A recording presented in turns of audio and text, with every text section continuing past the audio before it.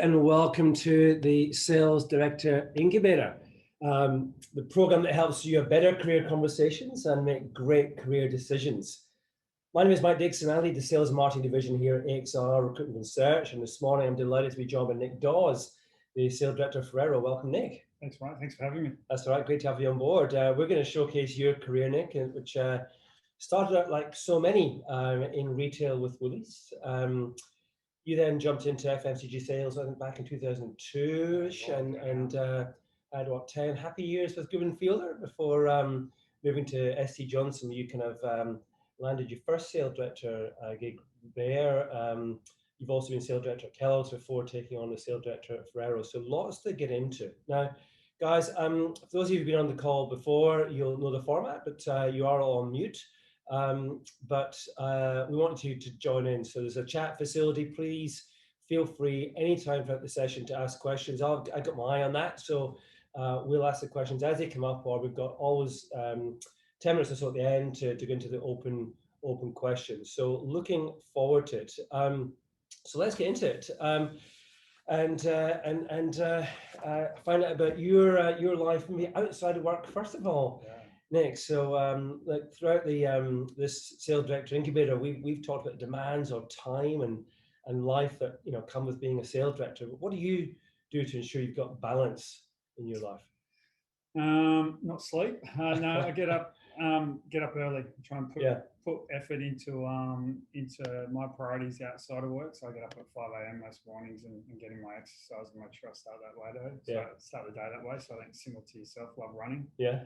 And do that. And then making sure you've got some downtime on the weekend to focus on kids and personal passions and things like that. So, yeah.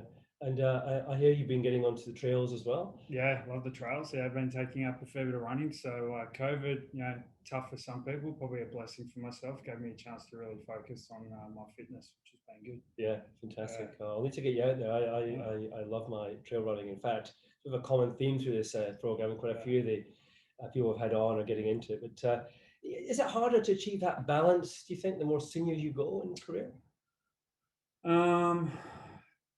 I think, no doubt, right? The demands are more. I think it also relates to your personal life as well. If you've got family, kids, other pressures, then there's just more and more demands on you. So I think it's important.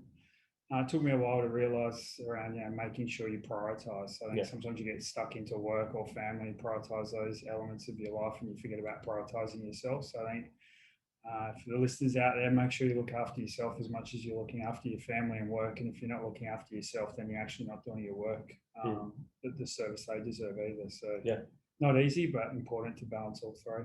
Really, really good point. I was looking at your background, Nick, and we've touched on this a couple of times before when we've obviously known each other for quite a while. But you're kind of a lifelong learner.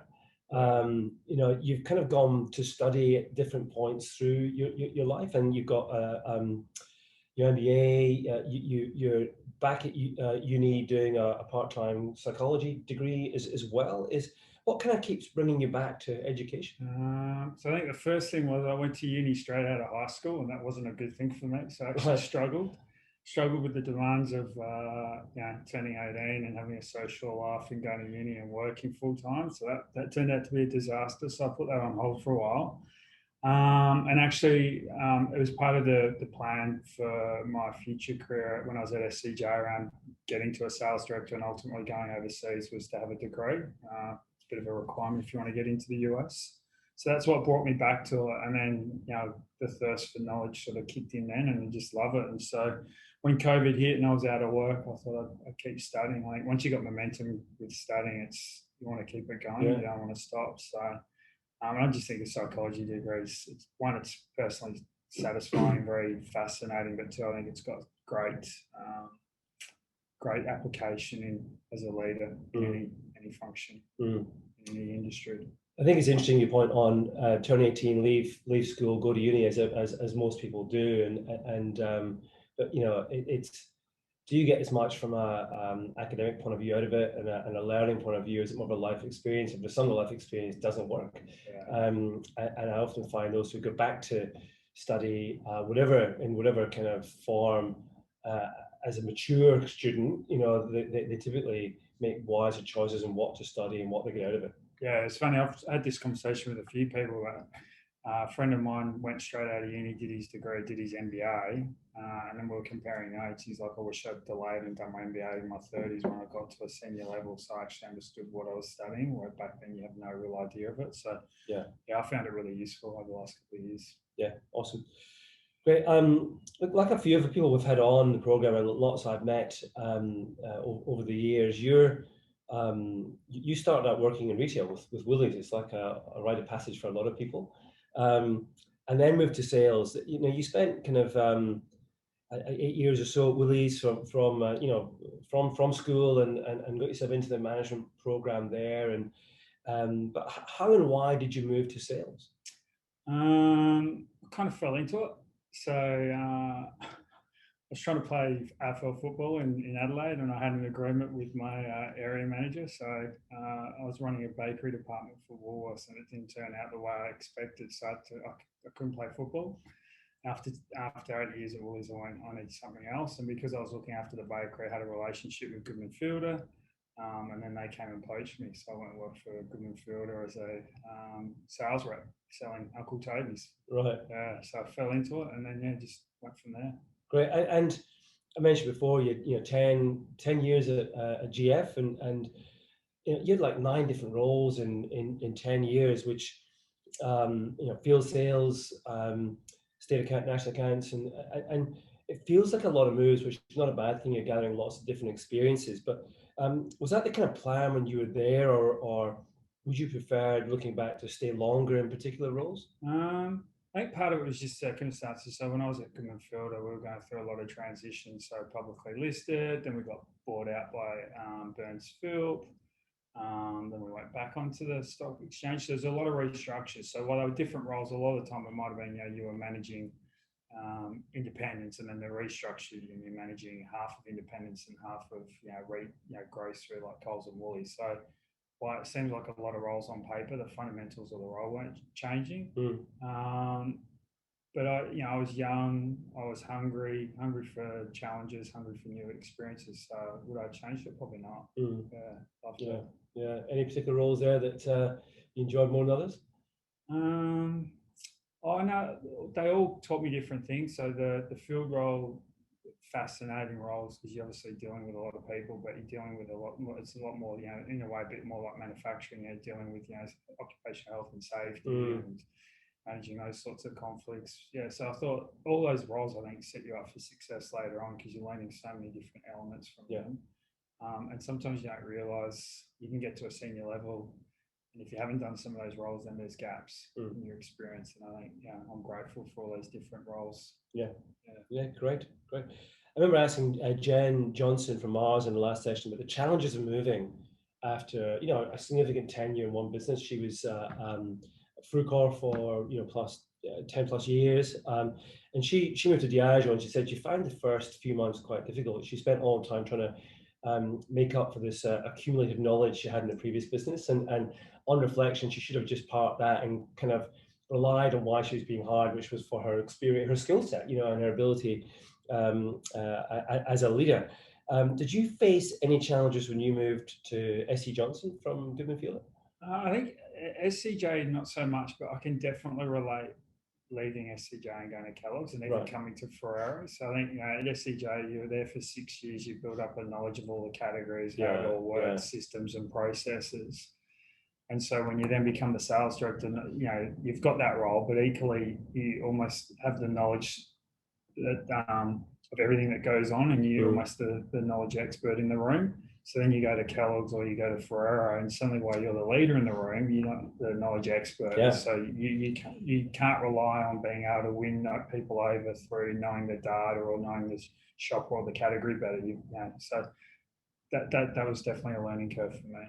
And something I'm still learning, as it's only been 3 months at Ferrero. So it's interesting. Suddenly you that world you're in is now your passion. So and you have to kind of get to know it pretty well, but you're there not for your knowledge on the products. You're there for you as a sales director. Now, After I moved to customer marketing at SC Johnson, you got your first sales director role there. Was this just a role you'd always kind of wanted?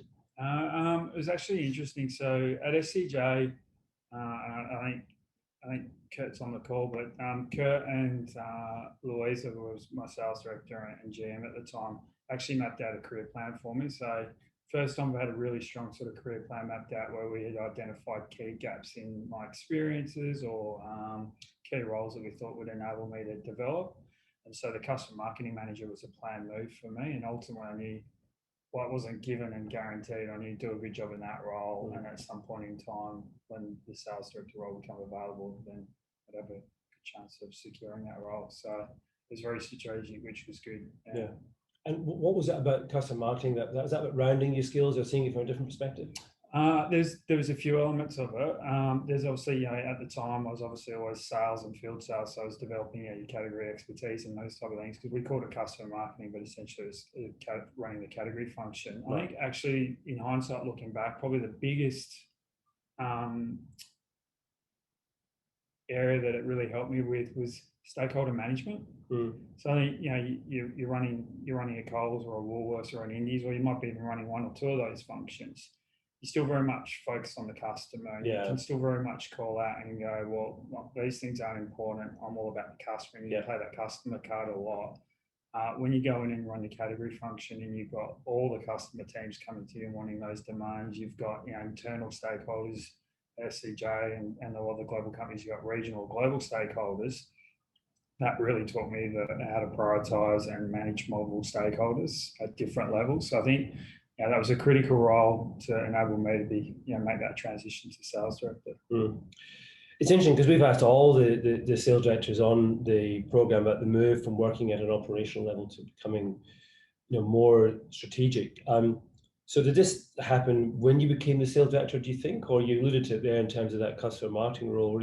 Was that an area you were able to kind of develop your strategic muscle? Yeah, definitely in the customer marketing role was the opportunity to start developing that, start thinking multi-years, start thinking about how you prioritize channels, customers, start thinking about strategic pricing, cost pressures, all sorts of different elements that you wouldn't necessarily think about when you're running one customer team. You're really focused on just delivering the short-term results. And your second sales director role was with Kellogg's, and you're now sales director of Ferrero with SCJ. That's three kind of global organizations that you've worked with. Is it kind of different working for a global subsidiary effectively compared to an Aussie-owned or more local business?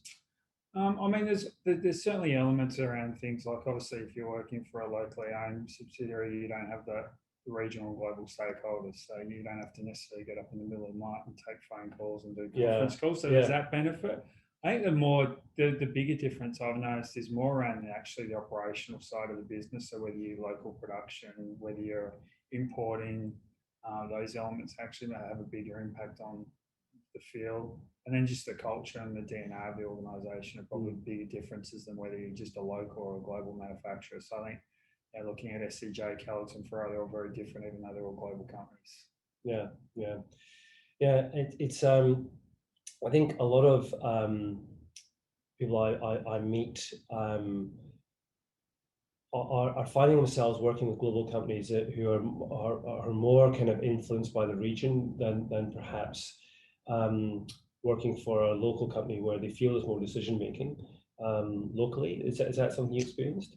But I think, again, I'd encourage people to experience both. So I think they've both got pros and cons, and one's not better than the other one. I think you can work for a global company where it's very centralized and you're controlling the execution, and you can really focus and develop that area. And then you can go work for other companies where it's all locally controlled and you can have a real influence over the innovation agenda and pack sizes and whatever else it may be. And I think, again, they've both got their pros and cons around how you manage the P&L. So I think it's important, again, if you want to really round out your career, you do both.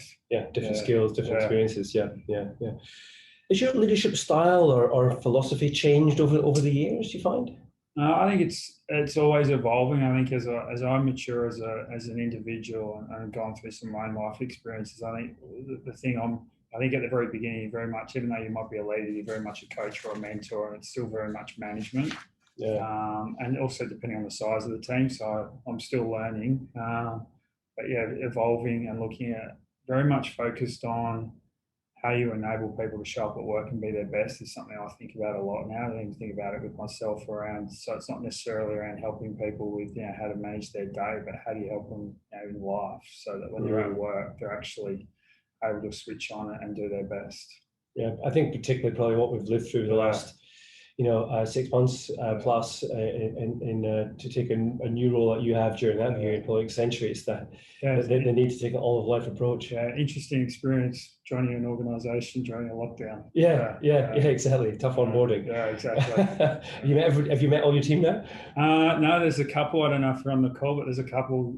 There's one direct report in Melbourne I've yet to meet after 3.5 months, and then there's obviously all the field team around the country I still haven't had the chance to meet. And I was going to go to Adelaide in a couple of weeks, but it doesn't look like I'll make it. So I haven't seen my parents for a while, but it is what it is, right? There's a lot of people doing it worse than me, so I'm still very grateful. Yeah, we're not in a bad place for all the challenges we have in Australia, I think, compared to other parts of the world. Or even taking it down a notch. Gladys has done a very good job, I think, in Sydney. So grateful we're here and not in other cities at the moment.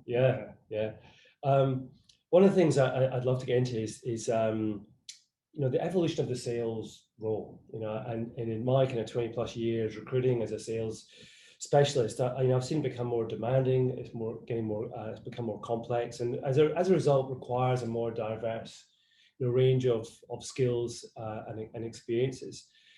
In your view, how have you seen the function evolve, and what do you feel are the more important skills that are required to be effective in the modern sales role? It's fun. I still think the fundamental skills within sales don't change, right? So the ability to actually listen to a customer and be able to extract in a conversation for them what they're really after was critical 10 years ago, and it still is critical now. As we talk about e-commerce, you can get all technical and overcomplicated, but essentially it's a digital shelf, and so the fundamentals around how do you make your product visible don't change whether you're in the physical store or online. The mechanics of how you do it change, but fundamentally you're there to make sure your product's within arm's reach online. And so I think the fundamentals are still there for a sales leader and how they operate. I think the more challenging bit is the expectations as an employee has an organisation continue to go up, and rightly so. And I think the biggest challenge now is as a sales leader or as a functional leader in any department, the expectation of your team of what you deliver has increased in terms of how you support them, be it training, capability, mental health, and all those areas as the expectations have gone up. And so I think as an industry, we're still grappling with that, and as a society, we're still grappling with that around how we lift the requirements and also support people and train them appropriately to manage those demands. That's the biggest change, which is not necessarily a sales issue, it's broader. And I think that's a topic we'll come back to, because I think there's a lot in that about how that's changed. And if we look broadly at I guess the FMCG sector, that's where your career is been. My view is I'm meeting more and more diverse sales leaders and future leaders than I have in the past. Do you think we're doing enough to attract diverse talent, or because often when I get a brief, it can be really narrow, and as kind of basic as, look, it's a business manager on Woolies, I need to have another business manager on Woolies to come and do this role, as opposed to thinking more broadly about the competencies perhaps required to do that role.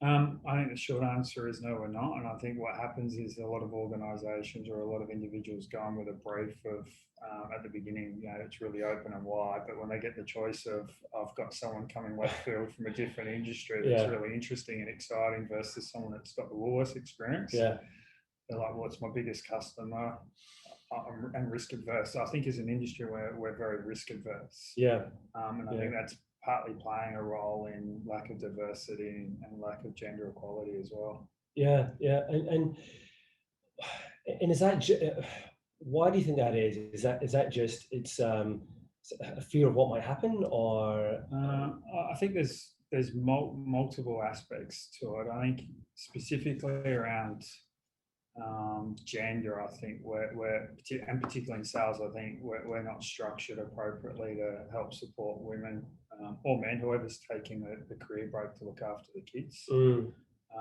I think in a lot of time there's a fascination in organisations around absolute headcount rather than dollars. And so, you might have someone that wants to come back part-time, but the organisation is structured around headcount, which means you can't afford to bring 2 people in and to do one role. And I think there's this fear that you can't operate with a Coles or a Woolies or another big customer with someone working 3 days a week. Yeah. But I think if you look at Coles and Woolies, they're leading the way and they've shown that they can do that. So why can't the supplier do it back? So I think people need to face into that. And I think the more opportunity we can create for people to do part-time roles or job sharing in sales, over time we'll see we don't lose the talent, because when you look at the more junior levels, there's plenty of equality there. There's plenty of great female talent in the organisation, but then when you start getting to the more senior levels, it seems to drop out. Yeah, it's something we're spoken about as a sales community as a fair bit, but I still think we can do more. Yeah, as an industry. Yeah, it is interesting. There's a pretty good female representation on the program. I think we've got 300 or plus people on the program. Circa 40%, I would say, are female. So certainly, I reckon that'd be a better percentage than if we'd run this 10 years ago, which is good. But it's that step up. And to your point, as life develops and things like families get in the way, then we don't adapt quickly enough. And yet. So and I agree. I think of all the briefs I take, of all the assignments I work on, there is very little flexibility that comes into a brief normally, or openness or willingness to look at temporary or contract or part-time or job share. Just you get it in marketing more, but in sales, finance, it feels in sales like it's a kind of we've got to have that 100% focus on the customer. You've got to be available at all times. Yeah, and what happens if they ring on Friday? Well, I don't work Fridays, ring my boss. Like, it's not that complicated in a way. But I'm also embarrassed by the fact that there's 2 white males talking about gender diversity. It's not a great one either. But it's something we need to address. But if we're talking about it, at least we're talking about it, right? And we've had a conversation with many of the females in the program too. But I get your point. Back to your career. So what's next? Where have you got? Do you set yourself long-term goals? That's funny, and I tell a lot of people, where do you want to be in 5 or 10 years? And I probably can't articulate that myself. But I think my career's always been built on just being challenged and stimulated. So I'm very much, it's a challenging environment for me at the moment. You're transitioning into a new organisation during COVID. That's hard enough at the best of times, setting yourself up for success and helping an organisation set up for success when you come in as a senior leader. Doing that during COVID is really tough. So, that's a new experience for me, a new challenge, and one that I'm absorbed in and fascinated by. What's next is just to continue to develop my leadership and start. I think when you first transition as a sales director, you're very much focused around how do you support the sales function. I think as you start then developing your career and you come into year 2, year 3, year 4, you're very much more focused on how do you enable an organisation to be successful, not just your own function. So that's a journey I'm still on. Ultimately down the track, I'd like to obviously shape an organisation, so get into that more senior level role.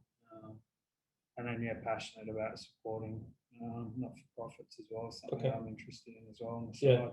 Which you've been involved in as well. You do some work with the Reach Foundation? Yeah, very fortunate. So I've been involved in the Reach Foundation now for about 3 years.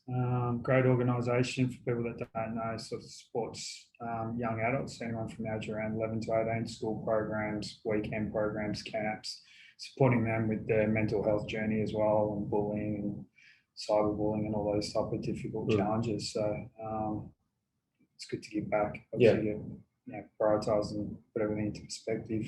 Yeah, absolutely. If we I guess put your FMCG career to one side for a second, what organisations more broadly do you admire? And if you could pick a leader and maybe different to the organisation that you could work for, what would that be?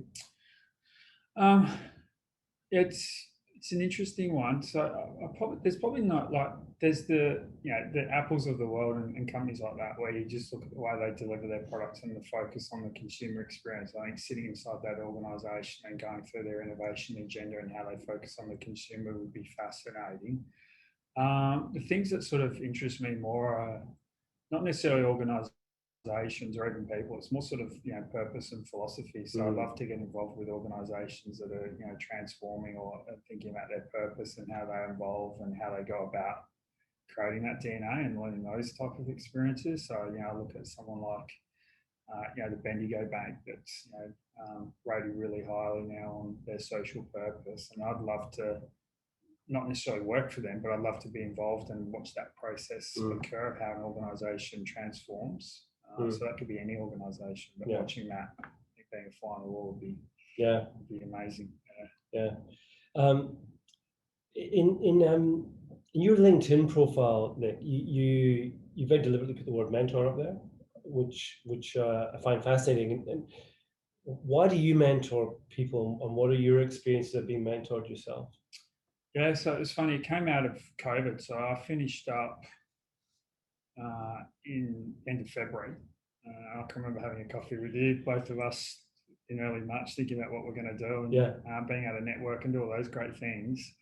And that obviously got quickly taken away from us. And so I actually put out on LinkedIn an opportunity for people if they just wanted to start connecting and having a chat. And I got quite a lot of interest out of that. So that's sort of where it came from. And probably spoke to maybe 15, 20 people through LinkedIn and ended up doing Zoom chats and calls with them, and who were going through different experiences. So some were on a mental health journey, some had been made redundant, some were in lockdown, some were having problems dealing with difficult bosses or work experiences. And so I was like, well, I'm stuck at home, I'm unemployed, I can't do much, might as well give back. So that's where it came from. And then still connected with a whole lot of them, which has been great. So Vidit, who's on the call, did his podcast a few weeks ago, so he was one of the ones that we got connected. Yeah, the High Flyers podcast. High Flyers. Great podcast for those who haven't listened. It's well worth a listen. Give them a plug. A couple of interesting guests on there. Yeah, exactly. So stay connected. And there's a band up in Queensland. There's another one that I talk to regularly. So just create new friendships, new networks, and just try and give back. It's been good. Yeah, fantastic. I listened to your podcast with Vidit, and you've been very open, Nick, as well, around the importance to you of mental health and your own personal journey with that. And you put yourself out there, and I think that showing that vulnerability shows a lot of courage and strength. And we touched earlier on how the sales roles evolved and how I guess that. We expect almost more from our salespeople as the role grows. Do you think we've evolved our thinking about the consequences of pressure and the support required to help people understand mental health to the same extent within the world of FMCG?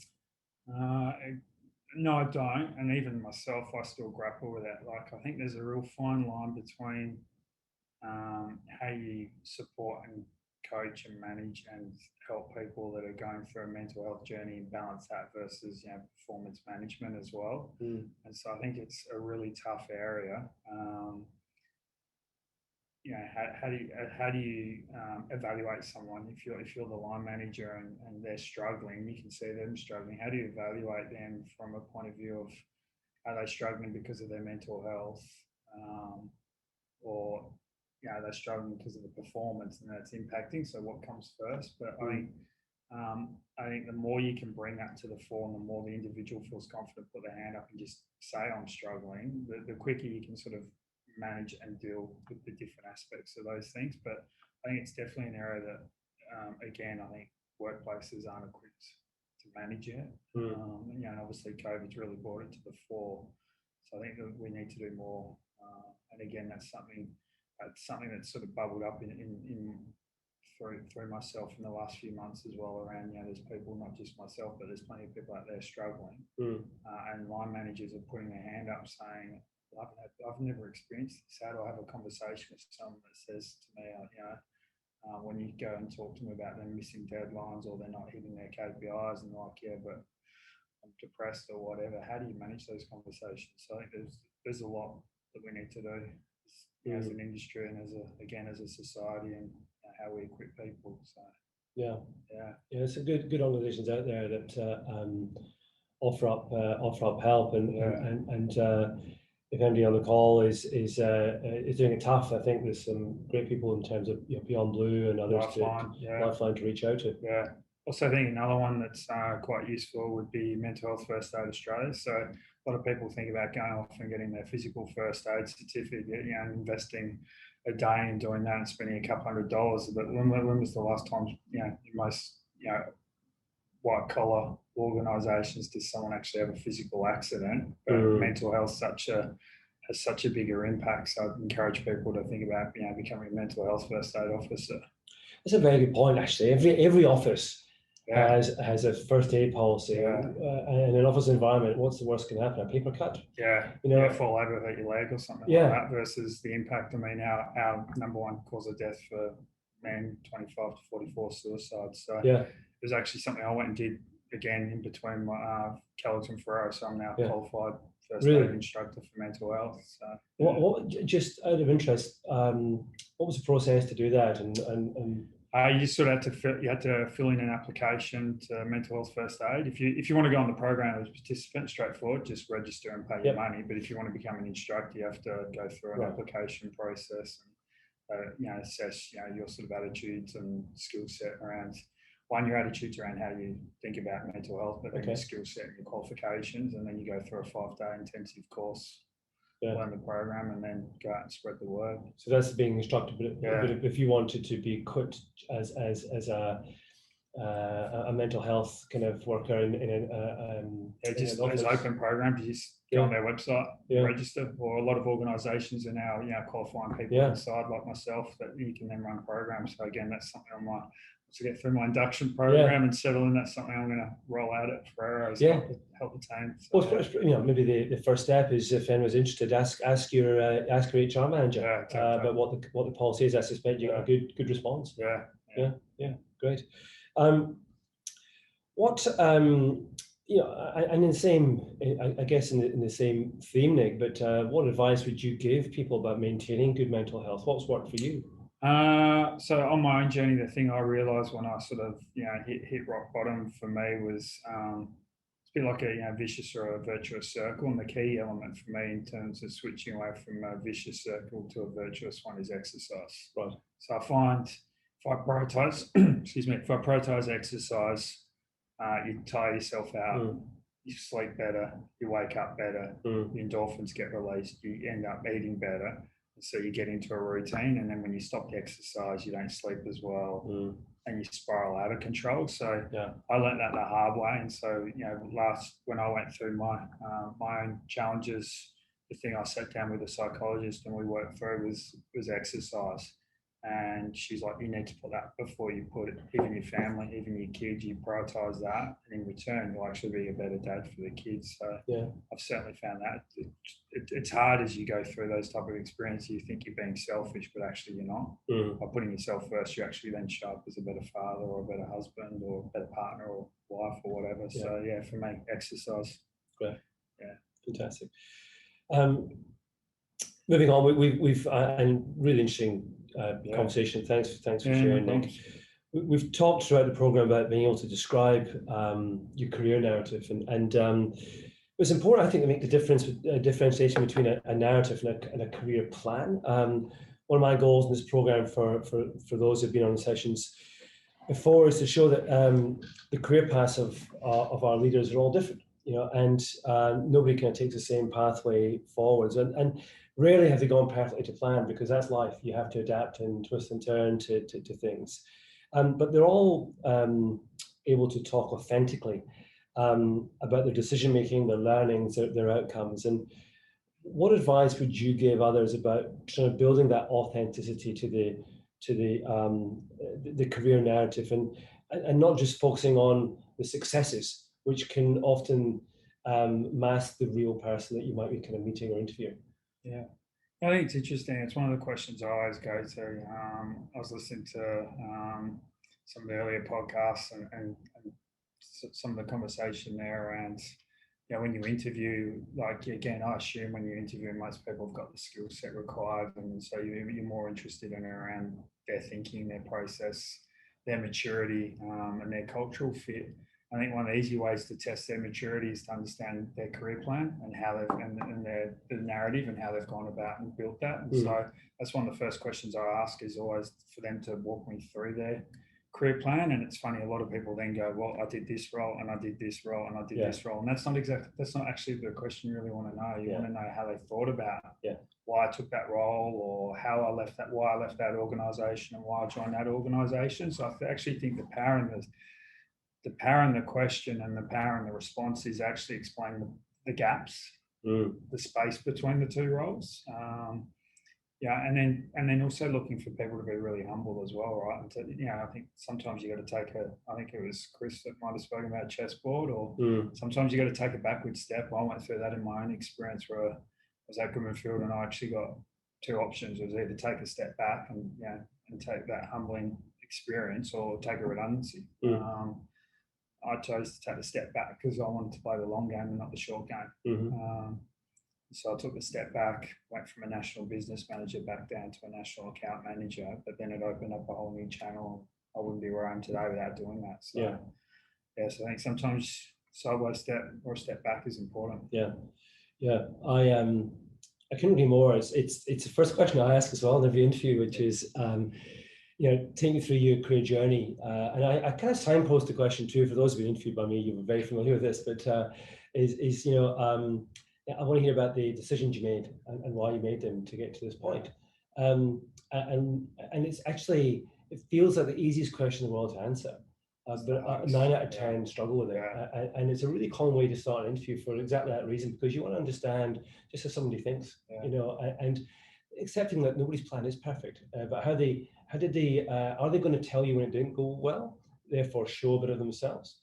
But are they going to show a bit of resilience in terms of how they dealt with that as well? Or are they going to paint this picture of perfection, which is not real as well? And it's one of those questions that I think seems easy, but it's actually incredibly powerful and challenging to give an authentic answer to. And I think you're using it also to assess their openness to have new experiences. So if someone's really like, the whole premise of the podcast around this sort of vertical vertical career process around, I was an account exec on Woolies, I want to be a NAM on Woolies, I want to be a national business manager on Woolies, and then then I look at those people and I'm like, you're missing out on so much. And one day you may find you're in a senior position and those experiences are critical and you haven't got those. I mean, I look at things like, COVID happening now, and we've got field teams that are going through lockdown situations, SA breaking overnight and all those things. And I go, well, if I'd only ever done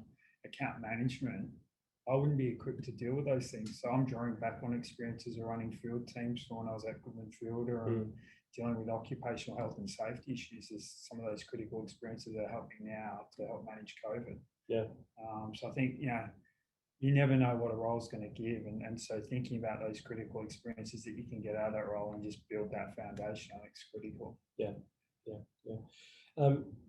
I do meet a lot of people who have lost focus a bit on that career path, and that's fine because, again, life isn't perfect, and sometimes you feel you've lost momentum, or you struggle therefore to think, what is my plan, what is my next step, and particularly if things have happened to you, like redundancies, restructures happened to a lot of people through the last 6-8 months.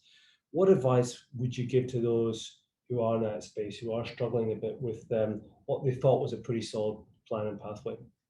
I think, again, first thing, no one ever gets made redundant. The role gets made redundant. That's the first piece. And I got that advice given to me not that long ago. So that's something I think you always need to keep at the top of mind, because even a habit is to say, I was made redundant. And I think just from a mindset perspective, no, you weren't made redundant. The role was made redundant. So I always say to people, focus on that. I think the opportunity is then just to reach out to different people. And so I think there's a role for people like myself and other sales directors and GMs and so on to make ourselves available to take calls and have conversations with people that may be going through those difficult experiences, because so much of who you are as an individual in society is linked to your role, and so that whole piece around your self-esteem can be really taken away from you. So I think, if someone's out there and they're struggling, then reach out, talk to people like yourself, reach out to people like me and have a chat, and to take the time and reflect on what you want. Yeah, absolutely. And be prepared. I mean, again, I heard on the podcast earlier, I look at my own age, and you sit there and you're like, I'm still not even halfway through my career yet. So I think that's the other thing too. It's a long game. So maybe you do have to be a bit humble, take a step back, but knowing that in 5-10 years time, that's going to pay out for you in spades. Yeah, we work for a long time, and it doesn't always go to plan. Yeah, exactly. Nobody's career goes to plan. But being able to understand you got a lot of support around in the community, I think, is important. Yeah, I think for me, I know you spoke about the individual. I think equally that it's on us as leaders and organisations to start thinking again about how we do succession planning better. I think there's been a lot of cost cutting. There's been a lot of organisations leaning out their field teams or outsourcing that, and I think we haven't necessarily grappled with how we bring talent into the junior level back into organisations, and how do you again then give breadth of opportunity and making sure that as someone's trying to move up their career path, that there's more than one option, so there's not bottlenecks. So again, I think that's an opportunity for us in the industry to work on. Hugely, particularly if we're going to try and bring in more diverse people, then we've got to create opportunity, and we've all got to give pathways into the sector as well, so retaining people. On the flip side, some people's careers just appear jet propelled. They're flying through, and it's role after role after role. Have you ever given advice to anybody to kind of just stop, slow down, and look at a sideways move or a diagonal move? Yeah, I have. That's come up a few times. It's always challenging with those individuals, right? Because they had so much success. But I try and link it back to some of the experiences that they may have. So you think about the role and some of those experiences that might be critical of the role, and they may not have them. So rather than necessarily talk about the job role or take on this role, more talk about these are the 2 or 3 experiences that I can see that you haven't had. Yeah. And this role over here may actually be a better way of actually enabling you to have that experience, where if you get to here, you won't have it. And then how are you going to support your team when they go through those experiences? Yeah. Guys, a few more questions to ask, and then I'm going to open up to open Q&A. So if you want to put anything in the chat, great. A few of you have submitted questions beforehand, so I've got those to go to as well. But now's your chance just to fire any questions through, and I'll keep an eye out for those. Nick, what's the best piece of career advice you've ever received? I wouldn't necessarily say it was career advice. It was probably a career experience. So I can recall in my junior days going through an experience where I had a boss come in and tore strips off me when I was in my early career, and it was a good experience in the sense that it taught me around excuses and just owning it. So that still resonates to me today. At the time, it was a really frustrating experience, but then it taught me that ultimately, you're there to deliver a job, and excuses cut it. So that still resonates with me today. Yeah. So just when it goes wrong, just own it. Yeah, own it. Yeah. Don't make excuses, and then just to see how myself and a few others in that situation responded, and how I responded versus others. And I didn't have a plan of how I would respond, but how that journey and then how that sort of then played out over the next 6 to 12 months was interesting. Yeah, great. I've asked every sales director this, and it's funny because it's been used several times already by candidates who perhaps have been on the program, listened to the podcast, who are going through a recruitment process with one of the sales directors. When interviewing, what impresses you most about a candidate and what frustrates you? Be careful, this might come back. Yeah, well, again, I come back to for anyone if they're potentially thinking about a career at Ferrero and they come through an interview process, be really good on how they talk about their career narrative. Yeah. And it frustrates me when you ask someone a question in an interview process and they literally read from their CV, because I've already read their CV, so they don't just need to regurgitate it to me. I can do that. Again, it's the colour in between the lines that you're actually interested in their thought process. So That's what I'm most interested in, and then also what I'm most frustrated by when they give you the wrong answer. Yeah, the CV gets you to the interview. Yeah. And I think, if you have a break, have a break. You don't need to hide from those type of things. Or if you were fired or made redundant, own it. Yeah. And talk about what you've learned from it. Yeah. Because we can see it. It's not like you can't tell. Yeah. So I don't know why we sit in a room and pretend it hasn't happened. Yeah, there's no elephants in the room. Yeah. That's back to that authenticity piece. It's the authentic career narrative, because if that's being vulnerable again. Yeah. Because what that shows you as the interviewer is, because of what you're assessing is that person in that interview. So be as real as you can be. It can feel like an artificial meeting. You've got to put your best foot forward, but your best foot forward is a real, to show your real self. And that's for certainly anyone listening who's going into the interview process, or will all be interviewed, I'm sure, in the future, then if there's one piece of advice to take from today, I reckon it's that. Yeah, exactly. Yeah, fantastic. To finish up before we go to open questions, Nick, what 3 pieces of advice would you give an aspiring sales director? I think the first thing is to make sure you practice that work-life balance. So I think, again, how do you show up at work and be your best at work is equally around how you show up at home and in other areas. So as you move up in the career, the pressures are only going to get greater. So how you can balance that, and there's days where you come to work and you're frustrated because you haven't slept properly, and then that can show up in how you work with your team, right? But that's disappointing, and then you go home, you're like, shit, I wasn't at my best that day, and the team are feeling it. So I think those type of things, that's definitely one.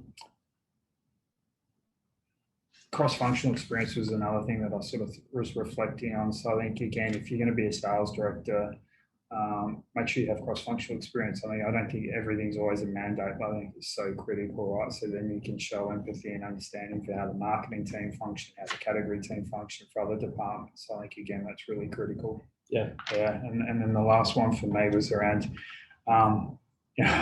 people used to make jokes, but I think it's important that you build your network. It's so critical. I mean, it's critical from a point of view of, obviously, getting your name out there and being at the forefront when recruiters and other organisations are looking at it for you. But all in South got formal mentors, but when I'm struggling to understand something, I've got so many people in my network I can ring. There's recruiters, there's analysts, there's other sales directors or marketing directors or GMs. So there's so many people you can draw on, not just from a point of view of I want to get a new job, but I'm struggling with this problem. How do I find someone, or if you're looking for cutting edge innovation and way you do things, there's so many organisations out there doing things differently. So I think build your network is critical. Yeah, great. Great piece of advice. So let's jump into some of the questions. So guys, feel free to use the chat. We've got loads to kind of get through of pre-submitted questions. So Nick, what do you feel are the key defining attributes or behaviors, skills needed by a sales director versus a business manager, or a business manager versus a NAM? There's a big question there, but I think just as you just move up that sort of vertical ladder, the ability to think more broadly than your own responsibility. So obviously, if you're an NAM, you're very much focused on your category or your customer. As you move up to a business manager, then you need to, while you're still obviously there to represent and deliver the best outcome for your organisation and the retail that you're representing, equally you're there to support the organisation. So you've got to start then more broadly thinking about the impact it's going to have on other customers or other channels. And then I think as a sales director, you take that up one level again. And so then you start to think about the impact that your team's having on other teams and how you solve for bigger issues than just the sales agenda. So I think as every time you make that leap, that scope just gets wider and wider and wider. So I think that's critical. Okay. We might touch on this before, but I like this. It's quite specific. Whilst we're getting better at having more females in mid-level sales roles, why do you think there's not more female sales directors? Yeah, I think, again, I think it comes back to that. One, the organisations around headcount, and so I think that's actually a barrier. So I think that's something that over time needs to evolve, and organisations need to become more focused on the dollars and less focused on headcount. So I think that's one thing. I think it's about creating opportunities for people returning to work and giving flexibility, and then I think this piece around getting rid of the fear of having part-time roles. Yeah. I think it's perfectly okay. I think we can manage it, and I think the retailers will be supportive of it. Again, it comes down to communication. So, I think those things are critical. I think it's definitely improving. So I can think, I've sat on the Australian Food and Grocery Council Advisory Group for now. Well, I'm not on there at the moment, but for about 3 years, and I can remember at the beginning versus the end. And so I think we're seeing a lot more female sales directors come through. So I think the gender piece is working really well.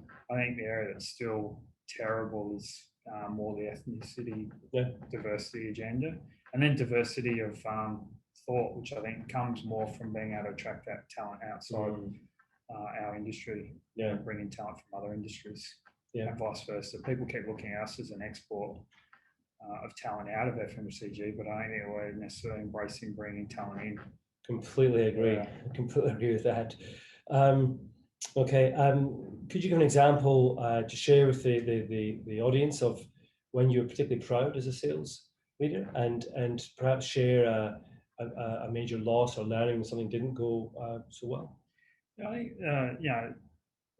I always reflect on as an account manager, you think about like achievements more in terms of I did this range review, or I negotiated this, or I won this piece. More recently for me as a sales leader, it keeps coming back to people. So the bits that I'm most proud of is watching someone come in, might be struggling, and you work with them and you help them turn their career around, or just watching someone, leap at opportunities and progress and develop and flourish and take on bigger roles within your organisation, or ultimately take on bigger roles in other organisations. So they're my proudest moments, of those people that have come in and had a thirst for development and just flourished. Yeah. And any major setbacks that you'd share? Setbacks. I mean, I'm still making mistakes today, right? So I think we all make mistakes, and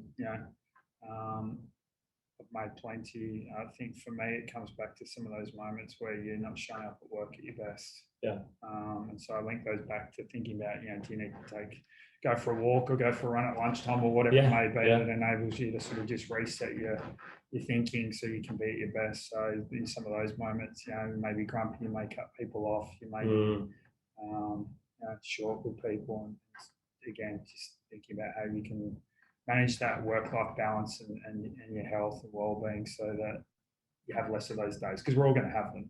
No one's perfect, and so how do you do that better so you have less of those days? Yeah, great. Question on the chat from Claire Stevenson. Do you think there's a bias of style between men and women that is part of the gender gap? I think the stereotype or the hypothesis in this is, it comes back to that piece around, and I can even think about myself when I was stepping up as a sales director. I think there's this piece around, there may be 10 or 12 key, qualities that you need to have, or experiences or technical skills, and a male will sit there and go, I've got 6 and I'll have a crack and I'll get the 4 that I don't on the job. And I think I've seen this in a lot of the conversations I've had is really amazing women that have got so much to offer, sitting there going, I'm not going to put my hand up for the role because I've got 9 and there's this 10th thing I haven't got, and so I'm going to go for another cross-functional role, or I'm going to go do this and this role. And so I think it's a confidence thing, I think, more than anything, that plays a role in why this bias or this piece, apart from the piece around the whole flexibility. Yeah. It's interesting on that point, Nick. I mean, if we touch back on what we talked about earlier around authenticity, I think, and generally speaking, when I interview female sales leaders, that it's a more authentic interview. I think a man does put forward more of a kind of over-polished view of themselves, which you've got to dig a bit deeper to get to the real person. Whereas a woman is actually, there's more there to be seen, and I find it really powerful, actually. Which it's actually a strength as opposed to often used as a perceived weakness for the individual, but actually I see it as a real strength. I think unfortunately in society though, there's still it's still a gender issue, right? Yeah. You can cover it up and pretend it's not there, but it's still there. And the irony is, again, if you look at all the reports from the Australian Institute of Company Directors and so on, when you look at the results of the ASX companies, the one that have got better representation of females perform better. And I think the irony in FMCG is even worse when you think about who are we selling to. Yeah. And it's mainly females that are shopping, and yet we have more men than females. So I think, again, it's easy for me to sit here as a white privileged male and say we need to fix it. The conversation, you used to slightly awkward, but we still play a role in it, right? And I think, I've got a daughter, and do I want her growing up in a world where she's not treated equal, and she's got challenge. Everyone's going to have those challenges, but the closer we can get to equality, the better. Yeah, great, fantastic, Nick. That's been awesome. We're getting towards 9 o'clock now, so it does go quick. Thanks for letting us into your journey and some really interesting conversations there on diversity and mental health, on and how you've navigated your way through your career. And the reality is, your journey is different as the next person's. And that's the whole point of this program, is to show everybody out there that there's not one singular path, and it's important to take opportunities and experiences as they go. But when things don't go your way, that's okay. It happens to everybody. So be prepared to back yourself and keep trying and keep going. So guys, I hope this session's has helped you with think about that career narrative, think about that career journey, and if you're able to make better career decisions on the back of this, then that's fantastic. The next Sales Director Incubator is in 2 weeks' time. We have Jamie Eastley, who's Sales Director of Primo Foods on. And then we go again a week after, as we accelerate into Christmas, with our final session, funnily enough, with Claire Smith of SC Johnson, so your successor. The marketing. Maybe you can ask her and how I performed. So, exactly. Talk about all the issues. What did you inherit when you left? Exactly. The marketing director incubator is on again next week. We have Vivian Zerlo of Bubs Australia on, a really interesting organisation. So you're more than welcome to join that program. Reach out, and I can give you the link, or watch for our socials. It'll be on there. All the sessions are available on podcasts as well. I know a lot of you listen on podcasts, and for those of you, if you've missed one, or you want to reflect on one, or go back and listen to a particular part of a conversation, subscribe to Your Future in Sales and Marketing, available on Spotify or Apple Podcasts, and you'll have access to all the Sales and Marketing Director Incubator interviews. You can rate and review us, not just to boost my ego, but it helps others find the podcast. So preferably 5-star ratings, but I'll let you make your own mind up there. Thanks again, Nick. That was absolutely awesome. Thanks for coming in. And thanks for everyone for joining us. There's a few questions come through I didn't get to, guys. Apologies about that, but appreciate you joining us. Have a great Thursday.